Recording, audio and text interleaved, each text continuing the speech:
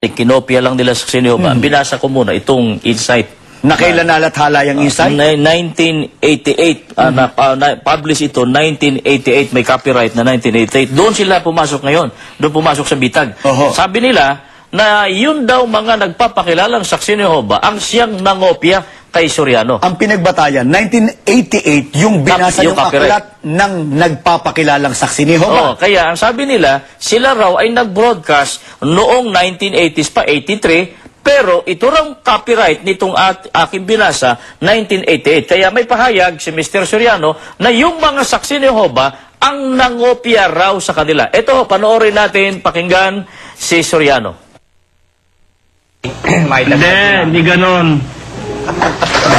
Magandang gabi pa, Brother Eli. Magandang gabi po. Ang saksi ni Jehovah nanood sa akin. Kaya naituro nila yan eh. Na? Ang saksi ni Jehovah nanood sa akin. Opo naman. Yung binasa ni Ramil na libro, copyright 1988. Nang i-broadcast ko yan, 1983. Kung di ba siya tanga? Ayun eh. Naku. Send lang. 1980 pa nagbo-broadcast na tayo sa DWWA, no? Opo. At 1983, nag-television tayo. Nag-resume tayo ng television 1987. Mula noon hanggang ngayon, di na tayo tumigil sa television. 1988 na copyright yung libro na yan eh. Paano mo sasabihin ng opya ako yan? Nauna akong magpaliwanag yan. Sila nangopya sa akin. Hindi ako nangopya sa kanila. Ramil, bago ka talaga. Hindi ba kapatid na Ramil, mga kaibigan, na masaya pa dyan ang grupo, nagtatawanan pa, nagpapalakpakan pa? Ang ganda ng singit ni Soriano doon kay Dani. Para bagang may puntos na gustong iparating sa mga tao eh. Kapag sabi, hindi ganon. Magandang gabi pa, Brother Eli. Magandang gabi po. Ang saksi ni Jehovah nanood sa akin. Kaya naituro nila yan eh. Na? Ang saksi ni Jehovah nanood sa akin. Opo naman. Yung binasa ni Ramil na libro, copyright 1988. Nang i-broadcast ko yan, 1983. Kung di ba siya tanga? dito medyo maligaya ang grupo eh. Akala nila, kapatid na Michael, na nakapuntos talaga sila eh. Doon sa bahaging yun. Dahil sa ang pangangatwiran ni Eliseo Soriano na ito daw libro na binasa kong insight, 1988. Diyan ay copyright 1988 na aklat ng nagpapakilalang saksi ni Jehovah. Ay kailan daw siya nag-broadcast? In 1983 daw, batay kay Eliseo Soriano. Kaya gusto niyang palitawin na nauna siya sa pagpapahayag tungkol doon sa Efeso 2:15. Kaya nga, meron pa siyang pahayag, kapatid na Michael. Ang sabi mismo ng grupo sa pangunguna po ni Eliseo, mga kaibigan. At 1983, nag-television tayo. Nag-resume tayo ng television 1987. Mula noon hanggang ngayon, di na tayo tumigil sa television. Palitawin dito, yung mga nagpapakilalang saksi ni Jehovah ang siyang nangopya sa kanya dahil sa nauna daw siya sa pagbo-broadcast kaysa doon sa mga nagpapakilalang saksi ni Jehovah. Ang kanyang naging barometro sa ganung akusasyon at konklusyon, yung insight na aklat ng nagpapakilalang saksi ni Jehovah, copyright po 1988. Samantalang siya raw, si Eliseo at ang kanyang grupo, 1983, nagbo-broadcast na. Tanong, kapatid Ramil, wala bang ibang aklat ang mga nagpapakilalang saksi ni Jehovah?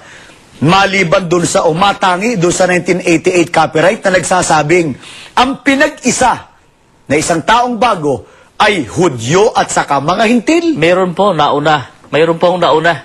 Ito po, isang aklat na ito, na binasa ko na kanina, itong Hayaang Maging Tapat ang Diyos na publish po ng Watchtower Bible and Tract Society, na ito po, pansinin po niyo ang taon, nilimbag sa Ingles 1946, nilimbag sa Tagalog 1950. Pansinin po ninyo ha, 1946 pa.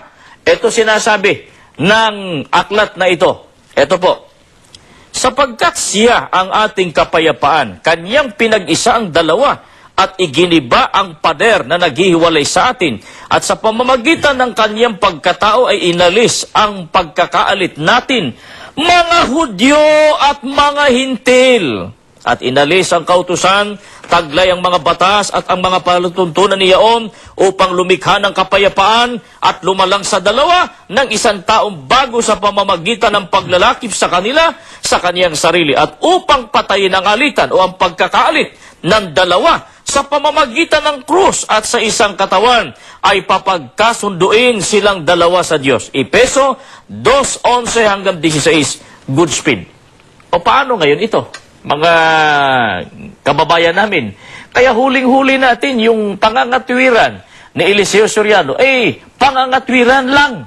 Dahil dito sa ating binasa, 1946 pa lang itong aklat na ito, kapatid na Michael, doon sa Amerika, na-publish na ito, 1946. At alam po natin na si Soriano, 1947, ipinanganak batay doon sa nakuha nating Dokumento kapatid na ipinadala Michael. sa atin. Sa Makatwid, 1946. Nauna ito kaysa sa pagkapanganak kay Eliseo Soriano. Paano? Isang taon, ha? Na isang taon. Paano sasabihin ni Eliseo Soriano na ang sabi niya, Paano mo sasabihin ng opya ko yan? Nauna akong nagpaliwanag yan. Sila nang opya sa akin. paano niyo paniniwalaan? Totoo itong sinasabi ni Eliseo, mga kababayan namin, na napakaliwanag naman. Kayo po humatol doon sa sinabi niya. Itong aklat na ito, 1946. Siya po ay ipinanganak 1947. Paano nangyari na nangopya yung saksi ni Jehovah sa kanya? Kaya yung kanyang pagmamalaki, mga kababayan at mga sumusubaybay, hahatulan niyo siya. Yung kanyang sinasabi kanina na, Tandaan nyo, wala pang paliwanag. Ang pinag-isa ron, yung dating magkaaway na hintil at Hudyo, sa isang katawan na sa Diyos, pinanguluhan ni Kristo.